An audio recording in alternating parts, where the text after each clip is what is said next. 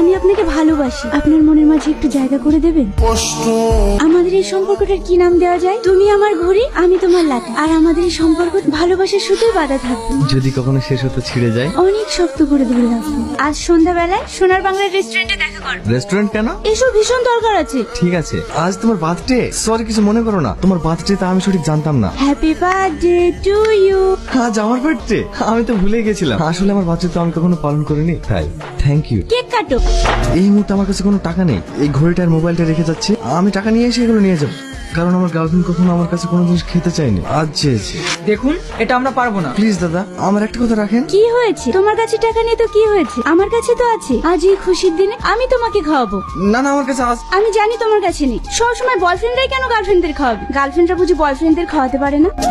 তোমরা সবাই চুপচাপ বসে কেন? রাঁচি শ্বশুর বাড়িতে ঝগড়া করে বাড়ি ছেড়ে চলে এসেছে। সঠিকভাবে সংসারটাও করতে পারে না। নিজের কথা না ভেবে ছেলেটা সবার জন্য ভাবতে ভাবতে শেষ হয়ে যাচ্ছে। ভাইটার কথা কেউ ভাবে না। কোনো পুরুষকে দায়িত্ব নেওয়া শেখাতে হয় না, পুরুষ জন্মগ্রহণ করে দায়িত্ব পালনের জন্য। মা বাবা, ভাই বোন, বউ, সন্তান, সবার ইচ্ছা আবদার গুলো পূরণ করতে করতে একজন পুরুষের জীবন কেটে যায়। কখনো সে নিজের কথা ভাবে না। এটাই হচ্ছে পুরুষ জাতি। তুমি কোনো চিন্তা করো না, আমি আছি তো। আমার কোনো কষ্ট হয় না। যা, তোরা ঘরে যা। ভাই, আমি কি করব? রোজ কি আমাকে মারধর করে, তাই চলে এসেছি। ঠিক আছে, আমি দেখছি। ছেলেটি কেমন বলো ইলিয়াস? ভালো। এ হচ্ছে আমার বন্ধুর ছেলে, সফটওয়্যার ইঞ্জিনিয়ার। রিয়ার সঙ্গে বিয়ে ঠিক করেছি। কেমন হবে বলো তো? খুব ভালো হবে। সামনের সপ্তাহে বাড়ি ফিরছে। অল্প দিনেই ওদের বিয়েটা দেবো।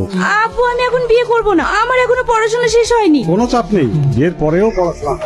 আমি এখন আসছি আঙ্কেল। হ্যাঁ চলো। আমি জানি প্রিয়া তোমাকে ভালোবাসে, কিন্তু এই সম্পর্কটা আমি চাই না। কারণ তোমার ওই অভাবন্টনের ফ্যামিলিতে আমি আমার মেয়ের জীবনটা নষ্ট করতে দিতে পারি না। তাই তুমি যদি প্রিয়ার ভালো চাও, তাহলে ওর লাইফ থেকে সরে যাও। তাই আজকের পর থেকে তুমি আর ওকে পড়াতে আসবে না। হ্যালো, আমি তোমাকে ছাড়া অন্য কাউকে বিয়ে করতে পারবো না। তুমি কিছু একটা করো, নইলে চলো আমরা কোথাও পালিয়ে যাই। আমাকে একটু সময় দাও, আমি ইনি কাল থেকে বলছি। বাড়িতে কেউ আছেন? হ্যাঁ বলুন। ভাড়ার টাকার জন্য এসেছিলাম। আমাকে আর কিছুদিন সময় দিন, আমি টাকা পৌঁছে দেবো। কিছুদিন করতে করতে 3 মাস হয়ে গেল, আমি টাকা পাইনি। আগামী 2 দিনের মধ্যে যদি ভাড়ার টাকা না দেন, তাহলে আপনাদেরকে এই বাড়ি ছাড়তে হবে। তুমি কিছু ভাবলে? চুপ করে আছো কেন?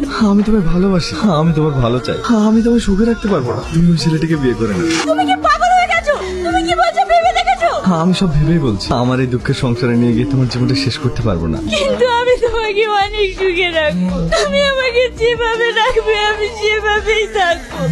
তুমি আমাকে অন্যের হতে দিও না। তুমি বিয়ে করে না। তুমি আমাকে কখনো ভালোবাসোনি। এই কথাটা বলতে তোমার একটুও কষ্ট হচ্ছে না? আজ যে ফ্যামিলির জন্য তুমি আমাকে ছাড়ছো, একদিন সেই ফ্যামিলি তোমাকে ছেড়ে দেবে। বিশ্বাস করো, আমি তোমার ভালো চাই। থাক, অনেক ভালো চেয়েছো। আর চাইতে হবে না, আমি চলে যাচ্ছি। আর কখনো তোমার সামনে আসবো না।